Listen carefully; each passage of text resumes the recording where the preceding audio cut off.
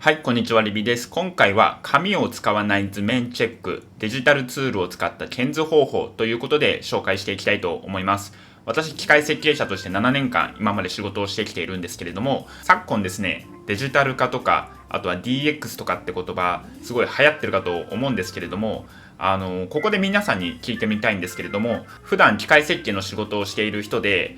うちの職場めっちゃデジタル化されたなとか、デジタルツールのおかげで設計効率めっちゃ上がったわっていう人います？機械設計の仕事って未だに紙でやってるところって実はめちゃくちゃ多いんですよ。で、こんなに私紙言ってますけど、普段紙を使っている人にとってはいや別に不便とか感じないけど紙の何が悪いのっていう人いるかと思うんですけど、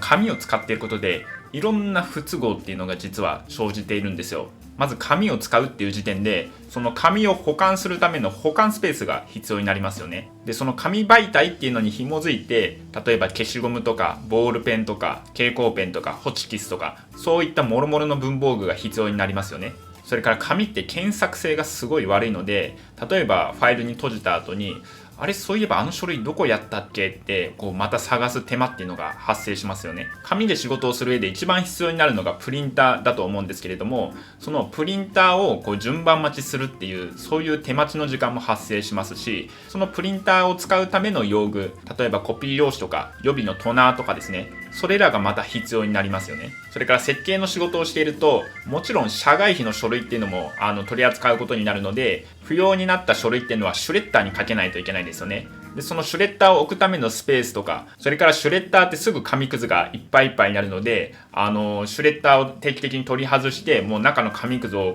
ゴミ袋に移してまた入れ替えてみたいな、そういう手間が発生したりとか、あとは紙詰まりとかもよく起こったりするので、その紙が詰まった時に、中を分解して紙くずを取ったりとか、そういう手間が発生したりするんですね。こういったようにですね、紙で仕事をするっていう時点で、トヨタ生産方式の7つの無駄って呼ばれているその要素っていうのがめちゃくちゃ詰まってるんですね。で、私もですね、大学院卒業してから最初の5年間は大企業で仕事をしていたんですけれども、大企業の仕事へ一番紙を使ってたのが図面チェックだったんですね。そもそも機械設計の図面って昔はドラフターっていうそういう道具を使って書かれていたんですよ。なんかこういう大きい板みたいなのに紙を固定して、それに対してペンと定規でこっからここが何ミリでみたいな、こういうことをやってたんですけれども、今ではほぼ 100% ですね、もうパソコンで図面を描くんですね。で、図面を描くのはデジタル化されているんですけれども、図面チェックだけは未だに紙っていうところ、これかなり多いんですよ。で、図面チェックって何っていうと、例えば寸法が漏れてないかとか、シャフトとかで中心線が書かれてるかどうかとか、あとは部品番号の風船がちゃんと上がってるかどうかとか、誤字脱字はないかとか、そういった諸々のチェックをするのが、図面チェックというそういう作業になります。で、この図面チェックをする際にわざわざパソコン画面から印刷ボタンを押して紙で印刷して、でその紙にその赤ペンとかで持って、ここは OK、 ここが間違ってる、ここはこうするみたいな、そういう風に書いてレビューを返すっていう、そういうやり方がかなり今でも主流になってるんですね。で、これ素人からしてみればなんで未だにそんなことやってるのって思うかもしれないんですけれども、実際設計業務をやっている側からしてみると、確かに紙の方がやりやすいと感じる部分は多いんですね。確かに CAD 上でも図面チェックってできないことはないんですけれども、そもそも CAD ソフトって重たいので、ここを見たい、あそこを見たいってパッパ画面を切り替えたりとか、あとは複数枚の図面を見比べながら干渉チェックとか、あとは原理的に成立しているかどうかの確認とか、そういうのをやろうと思うとかなり不向きなんですね。で、じゃあってことで、その CAD ソフトからその PDF 化して、その PDF 上で図面チェックをするっていう方法も、できなくはないんですけれども、結局 PDF とかを開くためのその Adobe のリーダーとかですね、それで蛍光ペンの機能とかありますけど、やっぱりちょっと重たかったりとか、あとはコメントって文字情報だけじゃなくってイラストを脇っちょの方に書いて、こういう風に変更してほしいとか、そういう指示をやろうと思った時に結構不向きだったりするんですよね。で、そういった感じで悩んだ挙句、結局紙の方がやりやすいよねっていう風に戻っていっちゃうんですよね。ただですね、私なんか今ここの自宅で仕事を普段しているんですけれども、紙で仕事するなんてもうマジでやってらんないんですよ。そもそも家狭いので、インクジェットの小型のプリンターしか置くスペースないですし、あとは紙のストックとか、それからインクのストックとかですね、なくなったからといって誰かが補充してくれるわけではないので、これらなくなったら自分で追加して買わないといけないんですよ。なんで紙での図面チェックは、やりやすいっちゃやりやすいんですけれども、その紙で仕事する上で必要になるその用具の管理とかそういうのがめちゃくちゃめんどくさいので、それはやってらんないんですよね。じゃあどうやって図面チェックするのかっていう話なんですけれども、結論ですね、私は普段 iPad と Apple Pencil を使ってます。で、これが普段私が使っている iPad と Apple Pencil なんですけれども、iPad がですね、iPad Air の第4世代。で、Apple Pencil が第2世代なんで、こうやってiPad の側面のところでマグネットで付けられるようになってます。で、他にもいろんな図面チェックのやり方試してみたんですけれども、今現在で言えばこの iPad と Apple Pencil がベストですね。ということで今回はこの iPad と Apple Pencil を使ってどうやって図面チェックをするかっていう、そこについて実演を交えながら解説をしていきたいと思います。で、iPad を使って図面チェックしてる人っておそらくほぼいないと思うんですよ。でも紙を使って機械設計するのも嫌だなって思う人はですね、私のこの動画を参考にしながら導入を検討してみたらいいかと思います。はい、まず最初はですね、iPad を使って図面チェックをする上で必要になるものについて紹介をしていきたいと思います。で、必要になるものは、ハードウェアとソフトウェア2つに分けるんですけれども、ハードウェアとしてはこの iPad とそれから Apple Pencil、これですね。これが必要になります。それからソフトの方なんですけれども、まずは NAS とか Google ドライブとか Dropbox とかといったようなそのファイルサーバーですね。それが必要になるのと、あとはコンセプトというそういうアプリケーションが必要になります。で、タブレット端末っていっぱいある中で、なんでわざわざ iPad なのっていうところなんですけれども、それはですね、この Apple Pencil を使いたいから iPad にしてるっていう、それが一番の理由ですね。タブレットに使えるこういうペンのツールって先っちょがスポンジみたいに丸くなってるというか、そういうものが多いと思うんですけれども、あれで綺麗に文字って書けなくないですか？なんかよく買い物とかでクレジット決済をすると決済の時にサインを書くことってたまにあると思うんですけれども、サインをしようと思ってもその指とか、あとは先っちょが太くなってるペンを使ったりするとめっちゃ字がふにゃふにゃとかになったりしますよね。で、一方で Apple Pencil ってどうなってるかっていうと、先っちょがしっかり細くなってるので、タブレット端末にペンを当てた時に今どこに当たっているのかっていうのがかなり分かりやすいんですね。で、それから iPad との相性なんですけれども、このペンのツールって例えば1とか2とかって書いた時にペンでなぞった 0. 数秒後に画面に表示されるっていうちょっとラグがあったりもするんですけれども、 iPad と Apple Pencil に関してはですね、ラグがほとんどないので文字を書いていてもそんなに違和感がないんですね。それからファイルサーバーですけれども、PDF を iPad で扱うっていう風になるんですけれども、あらかじめファイルサーバーに PDF で保存をしておけばそれを iPad で取り込むことができるので、なのでファイルサーバーは必須になります。企業によっては NAS だったり Google ドライブだったり Dropbox だったりすると思うんですけれども、それは好きなのを使ったらいいかと思います。で、最後にコンセプト、これ何かっていうと、もともとはおそらくそのイラストレーターさん向けのその絵を描くためのアプリケーションなんですね。なんですけれども、その絵を描くだけじゃなくって、その絵を描きたい場所にその PDF ファイルとかを貼り付けたりとか、画像ファイルを貼り付けたりとか、そういうことができて、でその取り込んだ画像の上からさらにペンのツールで赤字でコメントを変えたりとか、蛍光ペンで塗ったりとかっていうことができるようになるんですね。で、こういうイラストレーター向けのソフトっていろいろあるんですけれども、中でも自分がコンセプトが気に入ってる部分っていうのが、これ無限空間に描けるんですよ。どういうことかっていうと、CAD みたいな感じで CAD も絵を描くときに無限空間に絵を描いていって、それを最後印刷するときにA3 の枠に入るように縮尺調整をしてみたいな、そういうことをやると思うんですけれども、それと似たような感じで使うことができるんですね。で、今回はこのコンセプトというアプリケーションを図面チェックとして使うっていう風に紹介はするんですけれども、もちろんですね、そのポンチ絵を描くのにもすごい最適なツールですし、それから手書きで描きながら計算をしたいよっていう、そういうツールとしても非常に優秀なので、これはかなりおすすめなものになります。で、このコンセプトというツールなんですけれども、ダウンロード自体は無料でできます。なんですけれども、PDF ファイルをそのコンセプトの中に取り込んだりとか、あとはその書いた内容を PDF としてそのファイルサーバーにエクスポートするっていう、その機能を使おうと思うと現時点で610円だったかと思うんですけれども、その買い切りのオプションを購入する必要があります。アプリで610円ってちょっと高いなって思われる方もいるかと思うんですけど、今後ずっと紙で仕事をしないといけないっていうのに比べたら610円なんて全然安いので、これはすぐ回収できるものかなっていうふうに個人的には思います。はい、ではここから実演をしていきたいと思います。で、今映っているのが私の iPad の画面なんですけれども、コンセプトどれかっていうと、この一番下のずらーっとアプリが並んでいる中で左から5番目のオレンジ色のアイコンですね、これがコンセプトのアイコンになるので、これを起動させていきます。そうするとコンセプトへようこそっていう、こういう画面が出てくるかと思います。で、最初に準備なんですけれども、準備って何をするかっていうと、まず PDF の機能を開放してあげないといけないですね。で、どうやって開放するかなんですけれども、この画面で右上のところにプロって書いてあるかと思うんですよ。で、おそらく皆さんだとプロを使うっていう、そういう文字になっているかと思うんですが、この文字のところをタップしていきます。はい、そうすると、こういう機能を開放する画面っていうのが出てくるんですけれども、この機能を開放する上ではサブスクリプション、月額でいくら払うっていう、そういうものと買い切りのものって2種類あるんですね。で、サブスクリプションでも確かに PDF の機能って開放はできるんですけれども、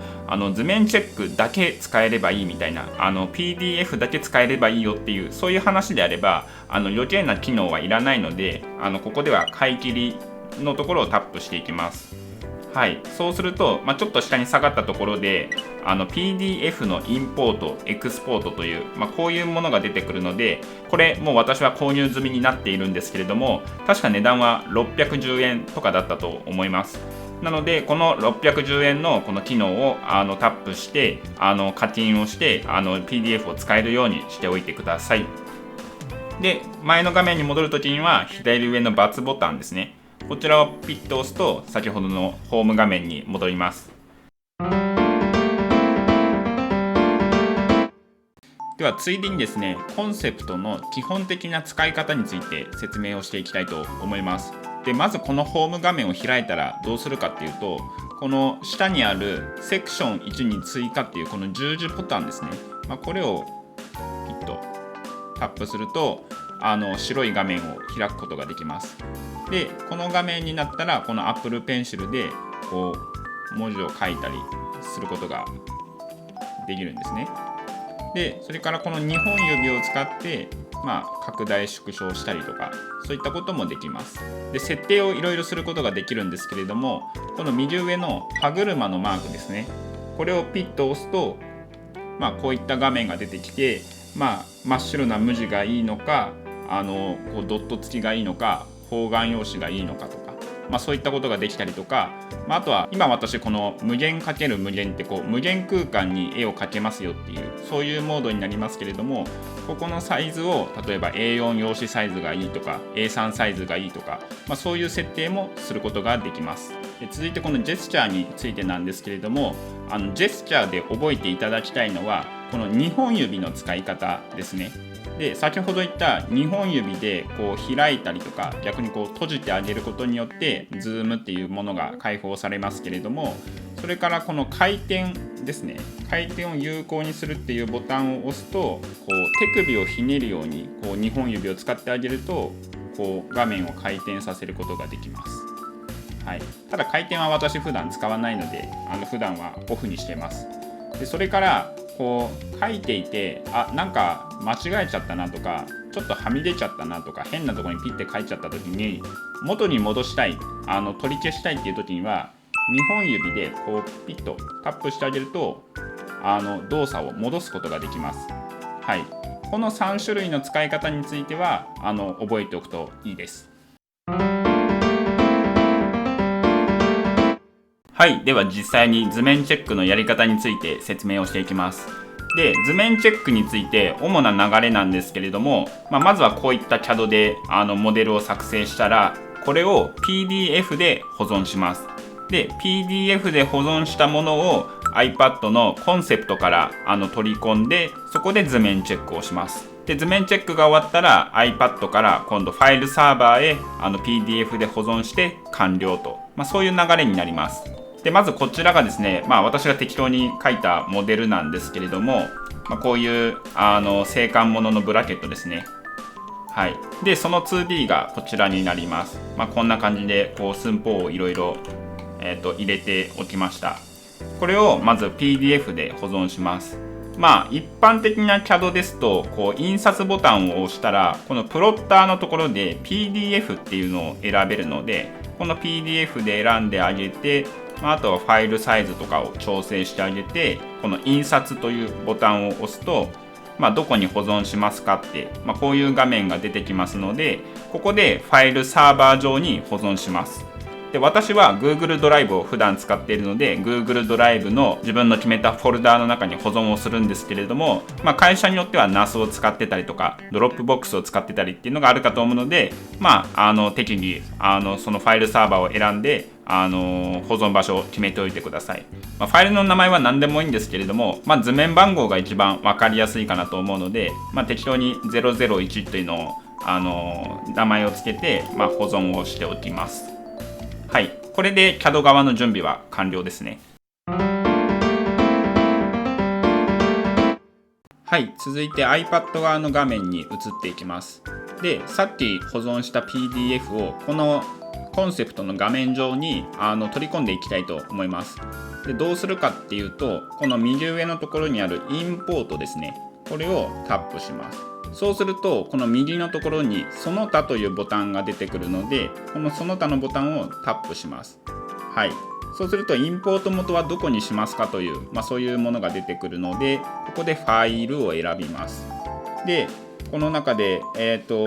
私はもう iPad で Google ドライブの接続の設定を済ませてあるので、ここに Google ドライブっていう、そういうアイコンが出てきます。で、このファイルサーバーの設定っていうのは、各自調べて、iPad で接続できるようにしておくといいかと思います。で、私は Google ドライブで管理をしているので Google ドライブを開いて、で、ファイルの保存先なんですが、これですね、株式会社 ABC というフォルダを作っているので、これをタップして、図面というものをタップすると、先ほど保存した PDF が出てくるので、これをタップしていきます。で、ちょっとラグがあるんですけれども、そうするとこういうふうに PDF がバッと出てきます。で、これだけだとでかいので、先ほど説明をしたこの2本指の拡大縮小の機能を使ってこうビューッと適度な大きさにしていきます。で、この拡大縮小の割合なんですけれども、この右上のところにですね、スケールというそういう文字が書いてあって、そこに 45%×45% みたいな、そういうのが書いてあるので、それで今どれぐらい縮小したかが見ることができます。A3 サイズぐらいであればだいたい 50% 前後にざっくり合わせてもらうと、だいたい画面にうまく収まるような形になります。で、ちょっと元に戻したいとか、なんか変な風になっちゃったっていう場合はですね、このスケールの文字のところをポンポンとタップしてあげると、元の大きさに戻すことができるので、そしたらまたこうビューッと小さくすることができます。で、こう縮尺を合わせている時にこう手首がつい動いちゃって、こう図面が斜めに設定されちゃったりするんですね。で、もしこういう風になっちゃったら、こうやって手で戻すのもいいんですけれども、それよりもこの右上のところに今これ何度傾いてるかっていうのが出てくるので、ここの数字をポンポンって押すと勝手に0に合わせてくれるんですね。はい。なので角度を合わせるときはこう手で合わせるよりも、ここをポンポンと2回タップしてあげる方が早いです。これは覚えておくといいです。で、こんなもんかなって思ったら、適当なところをポンってタップすると、これで図面の取り込みが完了となります。で、続いて図面チェックに移りたいところなんですけれども、左下のこのレイヤーのところにですね、画像とワイヤーってこう書かれているものが出てくるかと思うんですけれども、で、レイヤーって何かっていうと、このソフトって、お絵かきツールなんで 2D のソフトではあるんですけれども、こう奥行きの情報っていうのを持ってるんですね。で、この奥行きのことをこうレイヤーと言ったりします。で、下にあるほどこう奥にあって、上にあるほど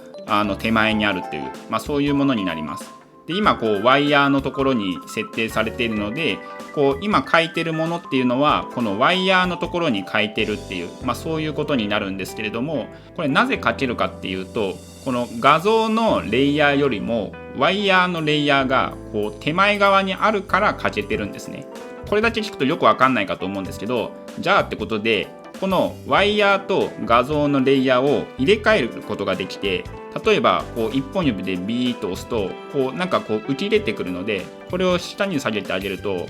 こう入れ替えることができるんですね。で、入れ替えてあげると画像のレイヤーの方がこう手前に今度来たので、ワイヤーのレイヤーはその下に隠れちゃってて非表示になってるんですよ。はい。なのでこのレイヤーっていうのとその順番っていうのはしっかり覚えておいてください。で、図面チェックをする上ではこの画像のレイヤーが一番下にあることが望ましいので、画像のレイヤーがこう一番下にあることを確認してあげてください。で、これ今ぐちゃぐちゃと変えちゃってるんですけれども、このソフトには消しゴムのツールっていうものがあって、それを用いることでこれを消すことができます。で、どうするかっていうと、この Apple Pencil を持った状態でこう人差し指でポンポンってやると、これで今度は消しゴムのツールに切り替わるので消すことができるんですね。で、もう一回ポンポンってやると今度は絵を描く、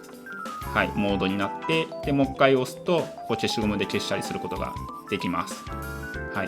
で、こう消しゴムでこうちょっと消すならいいんですけど、こう全体を消したい時ってこうどうしてもこう残っちゃう部分があるんですね。で、残っちゃう部分までこう消すのはめんどくさいっていう風に思ったら、先ほどのこのレイヤーのところですね、レイヤーのところの左に目玉のマークがあるんですけれども、これをタップすると全部消えてくれます。で、新しく追加したい時にはこの新しいレイヤーっていうのをこうタップしてあげると、このまた新しいレイヤーっていうのが作成されたので、そこでまたこういう風に書いていただければと思っています。では図面チェックを実際にやっていきたいと思うんですけれども、今これですと黒のペンの状態なんですが、黒のペンで図面チェックする人っていないと思うんですよ。で、私はですね、図面チェックをするときには黄色の蛍光マーカーを使うんですが、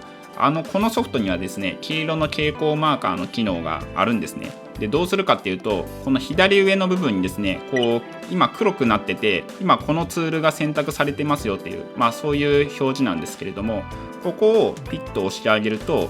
こういう画面が出てくるんですね。で、私は今ワイヤーという、そういうものを使ってこう線で描くっていう、そういうモードになっているんですけれども、この下にですね、ブラシとかマーカーとか、あと万年筆とか、いろんなこうペンの種類があるんですね。で、この中で、マーカーっていうのを選択すると、これが蛍光マーカーになります。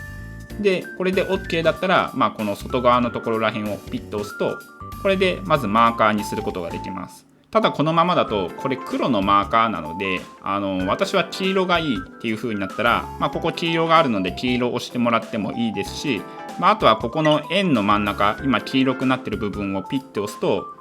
いろんな色がこう選べるので、好きな色、赤でもいいですし緑でもいいんですけれども、自分の好きな色を選んでもらってタップすると、その色に切り替えることができます。では実際図面チェックをしていくんですけれども、このままだと若干見にくいので、例えばこの辺を見たいよっていう風に思ったら、こう2本指でピッて開いてあげると、ここを拡大することができます。で、これを見ながら、まずこのブラケットの外径ですね、 207mm の 107mm っていうのがありますねと。それからここの板厚ですね、板厚 7mm がちゃんと入ってますねと。それからこの真ん中のリブですね、端っこから 48.4mm で板厚 3.2mm のやつを溶接っていうのが入ってますねと。それから長穴の位置ですね、この左のところから 175mm で長穴のこの穴の長さが 20mm っていうのが入ってますねと。それから穴の大きさで、9mm 入っていて、あとはこの穴が角穴じゃなくて丸の穴だっていう表示をするために、2箇所 ×2 の、R っていうのが入ってますねっていう風に、こういう風にマーカーをしていきます。それから上から寸法を追っかけていった時に、12mm の位置に、長穴1個と、そこから 76mm 穴ピッチ開いたところでまた長穴がもう1個ありますねと、そういう風に図面チェックをしていきます。で続いて左側面図に行きたいんですけれども、これを見るとバカ穴の方は寸法が入っているんですけれども、このハッチングのところの穴ですね、これピン穴なんですけれども、ピン穴のところに何も穴の情報が書いてないっていう、そういうのがあったとするじゃないですか。そういった時にここに寸法情報を書いてくださいっていう風に、DR とかですると思うんですけれども、この黄色のマーカーの状態だとちょっと見にくいと思うので、そこでペンのツールをもう一回変えていきたいと思います。で私はこういう指摘については赤ペンが好きなので、先ほどのワイヤーに戻して適当なところをタップして、でこれだとまだ黄色のままなので、ここをタップして赤ですね、R29 っていうやつにしましょうか。これにすると赤ペンに切り替えることができるので、ここで穴書いて、H7 交差でここ交差で通しって入れてねって、こういう風になりますね。それからこの穴のところに表面粗さ入れておきたいので、ここは RA の 1.6、入れといてくださいと。こういう風に指示を書いたりして図面チェックをしてますね。でまた引き続き図面チェックをしていくんですけれども、また黄色のマーカーに戻していきたいんですが、また切り替えていくんですけれども、その切り替えるのにまたここをタップしてマーカーに切り替えて、で色を黄色にしてって、ちょっと操作がめんどくさいじゃないですか。なのでちょっと別の方法を取っていきたいと思います。でどうするかっていうと、ここよく見るとですね、この真ん中とか右とかってこういろいろ切り替えられるんですけれども、でこれどういうことかっていうと、ここのボタンの数だけ設定を登録することができますよっていう、そういうことなんですね。でこの赤ペンの設定は赤ペンの設定でちょっと取っときたいので、その隣ですね、こちらについてちょっと設定をいじっていきたいと思います。でこれもここをピッてタップすると、またあとワイヤーだのマーカーだの、水彩絵の具だのっていろいろ出てくるので、ここでマーカーを押して、でここで適当なところタップするとマーカーに切り替えることができます。で黄色にするんですけれども、もうちょっと明るめの黄色がいいので、ここで黄色に切り替えていきたいと思います。はい、これで黄色のマーカーにこう切り替えることができましたね。ちょっと見にくいかな。はい、こんな感じですね。でこういう風に図面チェックをしていく中で、やっぱちょっとここ赤ペンに切り替えたいっていう風に思ったら、この左上のところをピッと押せば先ほどの赤ペンに切り替えることができます。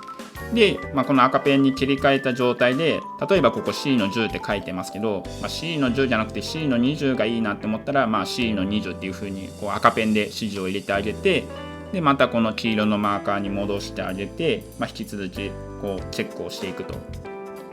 はい、そんな手順になっていきますね。はい、では CAD の画面に戻ってきましたが、先ほど行った図面チェックの赤ペンに従って図面を直していきたいと思います。まずですね、この C の10のところが、C の20がいいという、そういうことだったので、ここを、20に変えていきます。それからここ穴の情報がここ抜けてたと思うので、こうですね、ここで穴の数が2個のはめ合いが、H7 交差で、一応交差の数字も入れてあげます。それからここが通しですね。はい。で指示を入れてあげて、でここ表面粗さの指示が欲しいので、ここで RA1.6 っていうのをこうですね入れてあげて、保存をします。はい。で保存が終わったら、さっきのようにですねPDF で出力をしてあげて、001のどうしましょう A とかにしておきましょうかね。こで、A ってして保存をしておきます。はい。はい、では先ほどのコンセプトの画面に戻ってきました。で、先ほど図面を修正したものを再度取り込んでいきたいんですけれども、どうやって取り込むかっていうと、まずレイヤーですね。レイヤーを画像というものに切り替えてください。はい、これがすごい大事です。この状態にしてから最初にやったインポートですね。このその他のところをやって、ファイルを選択して先ほどの 001A っていうのが出てくるので、これをインポートしていきます。はい。で、ここのインポートのところでですね、こう縮小していくんですけれども、この下に修正前の図面の画像があるんですけれども、この画像にある程度こう合わせてください。なんとなくでいいんですけど、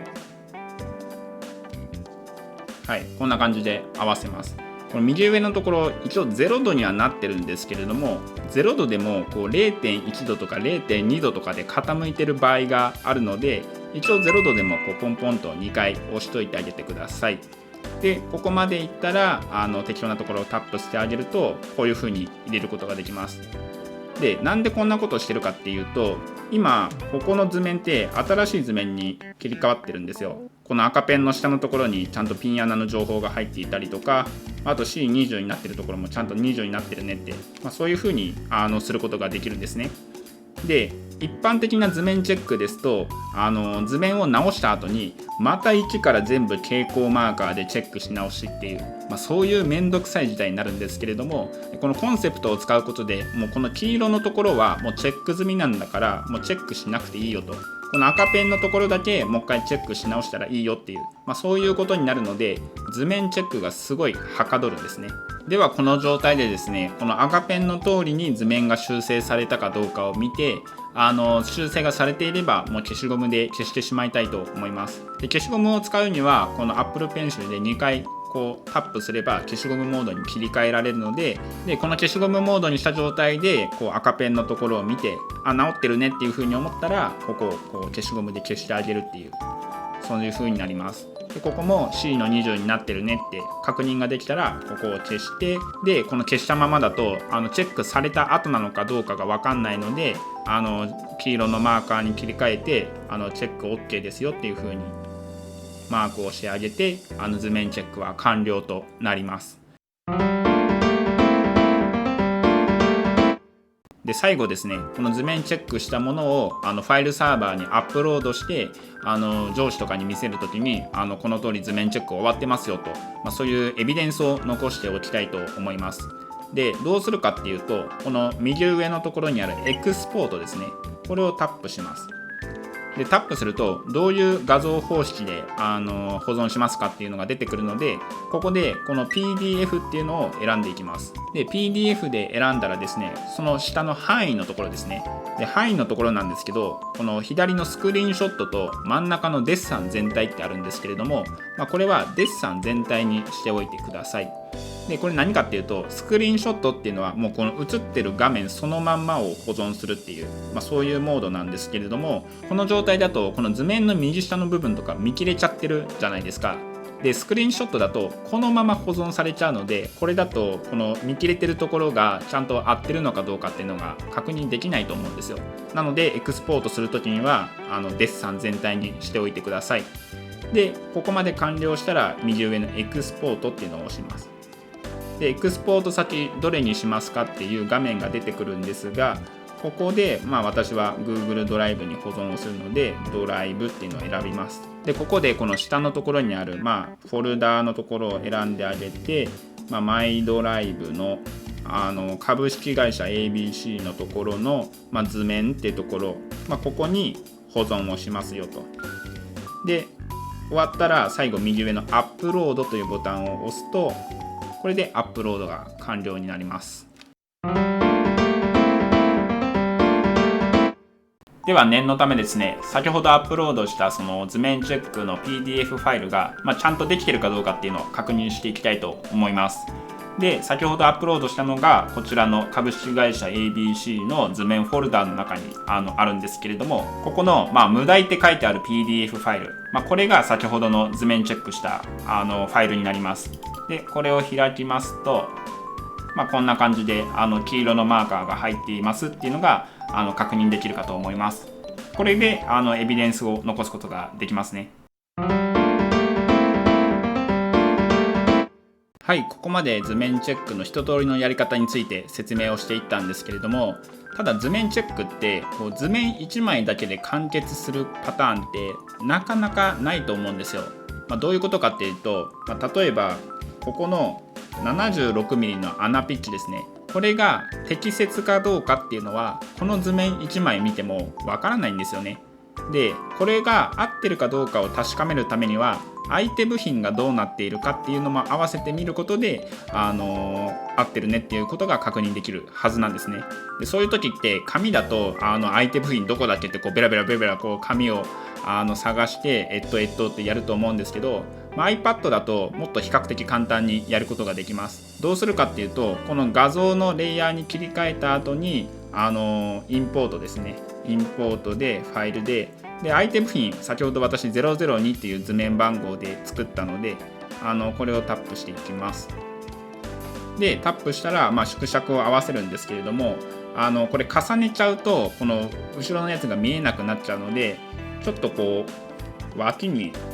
ずらしておきます。はい、こんな感じですね。で、これ斜めになっちゃってるので、右上の角度のところをポンポンと押してあげるとこう角度を直すことができます。で、この状態で一旦確定をしておきます。はい、でこれがすごい簡単に書いた相手部品なんですけれども、ピッチが 76mm でM8 の通しですよっていう、そこがあるかと思うんですけれども、これとここの 76mm 合ってるよねって。で、M8 なので長穴の幅は 9mm で問題ないよねっていうのが、こんな感じで確認することができるんですね。で、これは図面の比較だけではなくて、例えば購入部品のその寸法表みたいなのあると思うんですけれども、例えばエアシリンダーのカタログをあらかじめこうスクリーンショット撮っておいて、でそれをファイルサーバーからこの辺にこう取り込んでおいて、このシリンダーのところについている取り付け穴とここのブラケットの穴の位置とか、穴のサイズが合ってるよねっていうのをこうやって確認することができたりするので、なのでこの iPad を使って図面チェックをするっていう風になると、この相手部品と比べてどうかっていうのもすごいやりやすくなるので、図面チェックがかなり効率的になるかと思います。で、これも踏まえて最後エクスポートをして PDF のデッサン全体にして、保存先を、ドライブの、フォルダがマイドライブから、どこだ、株式会社 ABC をタップして図面で、ここに保存でアップロードで、この相手部品のその情報も入れ込んだ状態でその図面チェックの PDF を作ってあげることによって、それを見る上司の人もですね、ちゃんと相手部品を見てるのでっていうのがもう一目でわかるので、上司とかにとってもすごい楽になります。で、相手部品の図面も踏まえてその PDF 化するとどんな風になるかっていうと、これが相手部品も踏まえてPDF 化したものですね。で、こんな感じでですね、エクスポートするときにデッサン全体のモードにしておくと、この辺の相手部品の情報も踏まえて PDF 化してくれるので、これすごい便利ですね。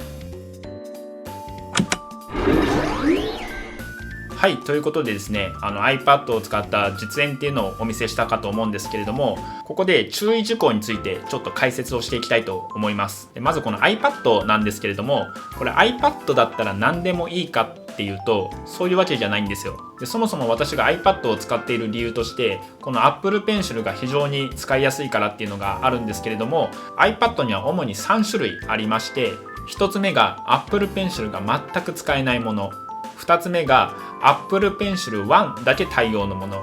3つ目が Apple Pencil 2が対応のもの、この3種類がありますね。でこの3種類の中で一番おすすめなのが最後に紹介した Apple Pencil 2対応のもの、これですね。で Apple Pencil 2対応の iPad ってどれっていうと、現時点ではですね iPad mini の第6世代以降のもの、それから iPad Air の第4世代以降のもの、それから iPad Pro 12.9 インチのシリーズで第3世代以降のもの、それから iPad Pro の11インチのシリーズで第1世代以降のもの、この4種類があるんですね。でこういったシリーズじゃないとこの Apple Pencil 2が使えないんですよ。で Apple Pencil 未対応のものがダメっていうのはまあいいとして、じゃあ Apple Pencil 1と2って何が違うのっていうところなんですけど、でまず Apple Pencil 2の方からなんですけど、これが Apple Pencil 2と、それ対応の iPad ですね。さっきの iPad をこうカバー外したものになります。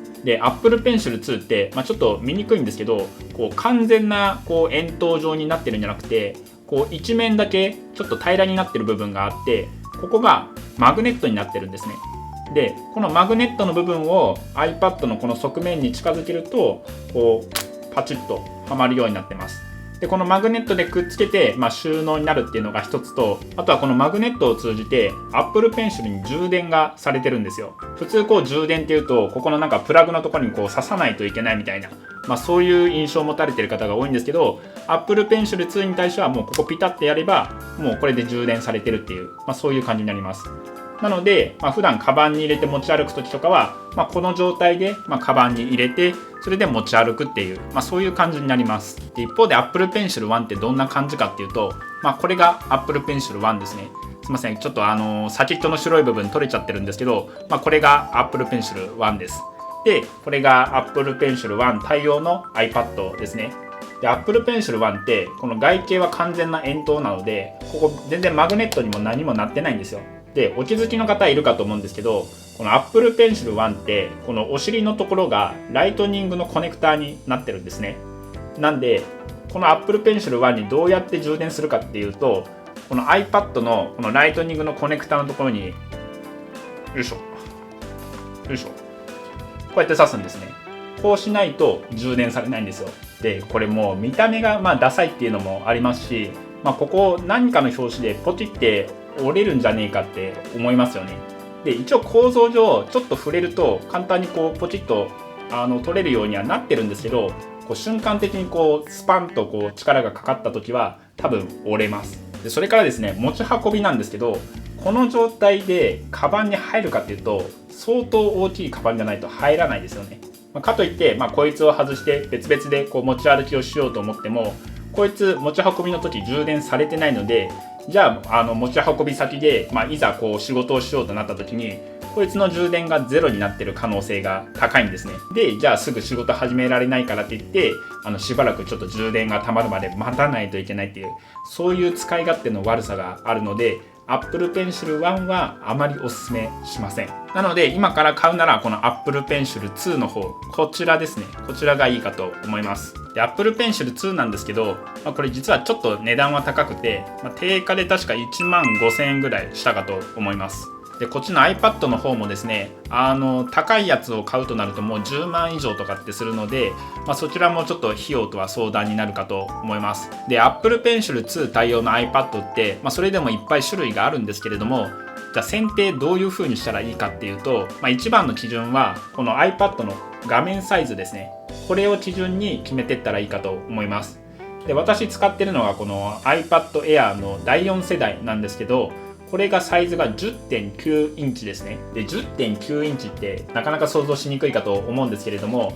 こちらがですね A4 のコピー用紙ですね。でこう照らし合わせてみると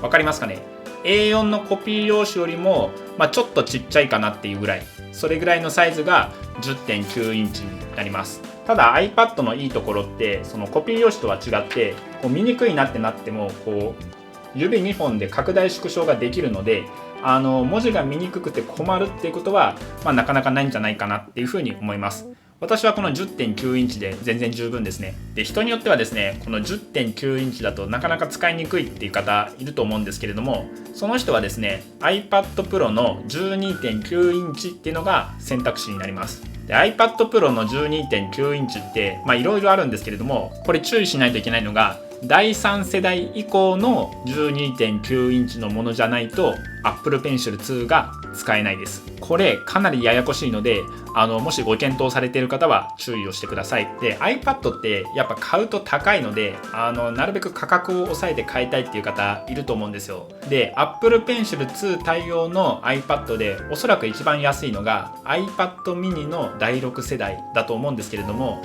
iPad mini の第6世代はですね 8.3 インチなので、この 10.9 インチよりももうさらに画面が小さくなるんですね。でそこまで小さくなるとさすがにちょっと使いづらくなるんじゃないかなって私は思うので、この 10.9 インチが一番妥当かなっていうふうに思います。で 10.9 インチの iPad Air の第4世代がおそらく一番妥当で安く買えるかと思うんですけれども、この iPad Air の第4世代を中古で探してみるとだいたい6万円前後、安かったら5万円前半とかで売られているかと思うので、それを探してみるのが一番いいかと思います。でこれに加えてですね、必須ではないけれどもあった方がいいものっていうものが2つあるので、これを紹介したいと思います。で1つ目はですね、ペーパーライクフィルムですね。でこれ何かっていうと、この iPad の表面に貼るフィルムなんですけれども、ちょっとザラつきがあるフィルムなんですね。でこのザラつきがあることによって、この Apple Pencil で書いた時に、ちょっと紙っぽい書き心地で書くことができるんですね。でペーパーライクフィルムじゃなくて普通の保護フィルムだとどうなるかっていうと、保護フィルムだと表面がめっちゃツルツルしてるので、このペンで書くときにめっちゃ滑って書きづらいんですね。紙にボールペンで字書くときに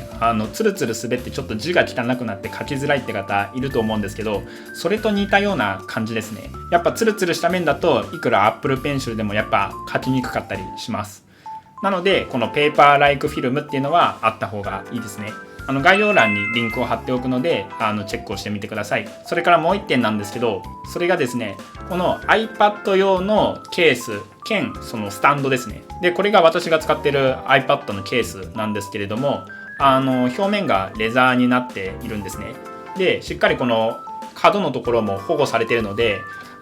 仮に落としちゃったってなったとしても、ここから画面割れしたりっていうことを防ぐことができます。でこれケースだけじゃなくてそのスタンドにもなるんですよ。スタンドがない状態で書こうとすると、この机の上にベタ落ちした状態で首を90度にしてやらないといけないので、もう首がもう死にかけるんですけれども、これスタンドにもなってまして、折り返した後にここにちょっとペラペラしたものがついてるんですけど、これをですね、ここの溝に好きなところに引っ掛けることで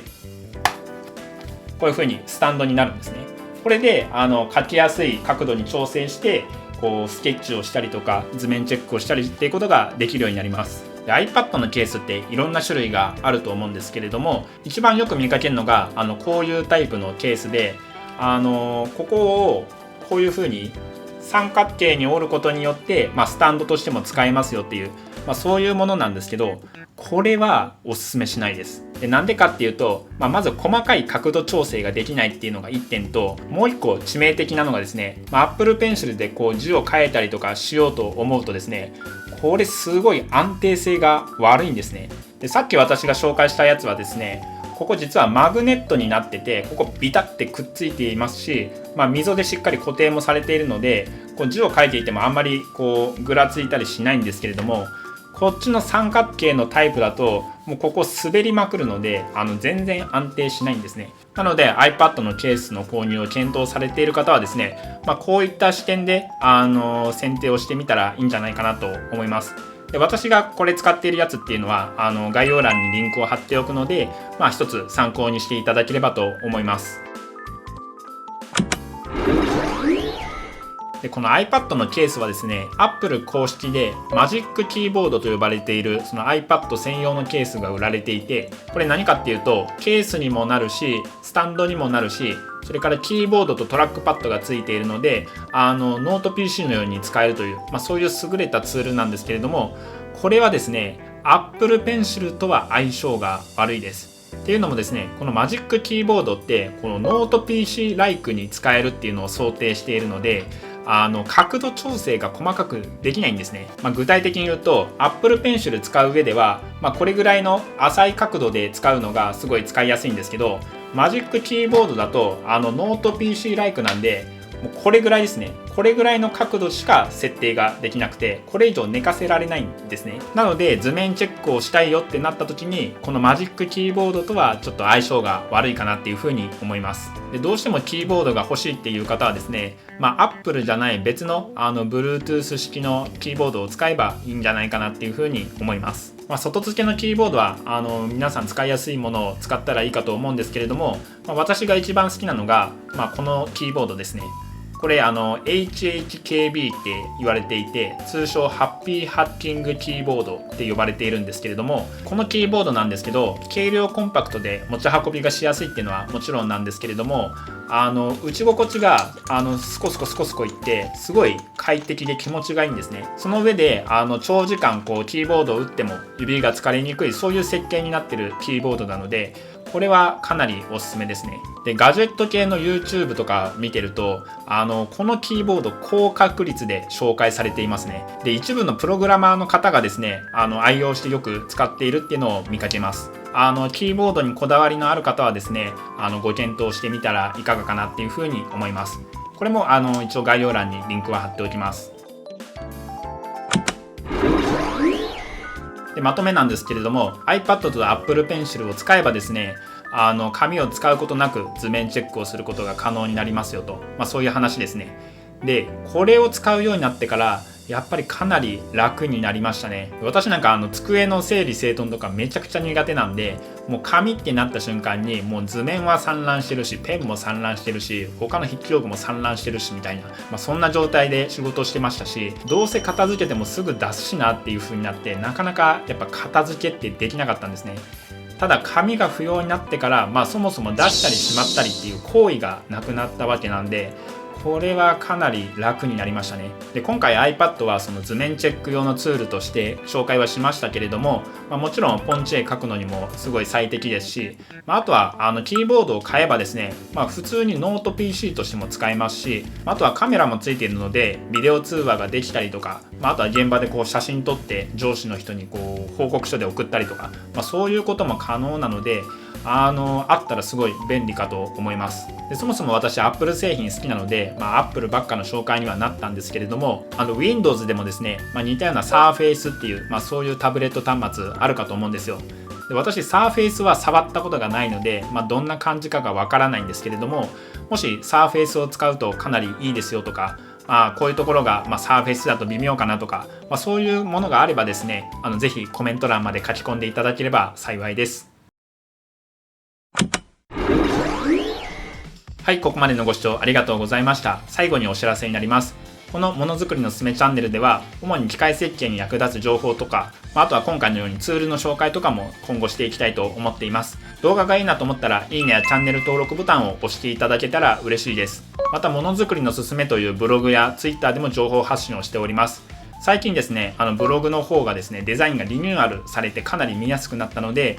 ぜひ皆さん今後も活用していただければと思っております。それから機械設計に関する悩み相談も受け付けております。ここならから受け付けておりますので、気になる方はぜひチェックをしてみてください。それから副業で機械設計の仕事も受け付けております。私、設備設計としてずっとやってきているので、それの構想設計とか、詳細設計とか、図面のバラシとか、そういったご依頼がありましたらですね、概要欄のメールアドレスからご連絡いただければと思っております。それではここまでのご視聴ありがとうございました。また次回の動画でお会いしましょう。